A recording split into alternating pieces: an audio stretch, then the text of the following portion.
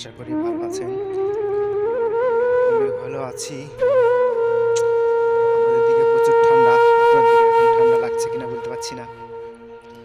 আমাদের দিকে যে পরিমাণে ঠান্ডা পড়ছে ভাই, ঠান্ডার ঠেলায় আমি কাবু হয়ে গেছি। যে দেখুন আমার বন্ধুর মসুর বুনেছে, মসুর দেখতে আমি আসছি আমাদের গ্রামের পাশেই। দেখছেন মসুর ভালোই আছে, অনেক সুন্দর হয়েছে মসুর।